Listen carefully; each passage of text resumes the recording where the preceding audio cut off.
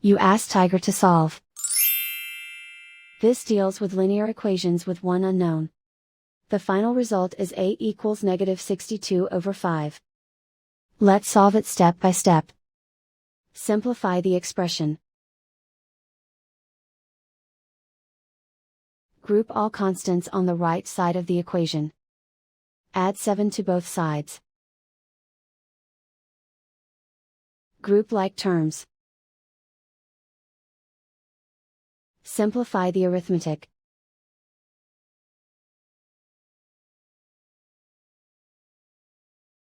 Isolate the a. Divide both sides by -5. Cancel out the negatives. Simplify the fraction. Move the negative sign from the denominator to the numerator. And so the final result is a equals -62/5.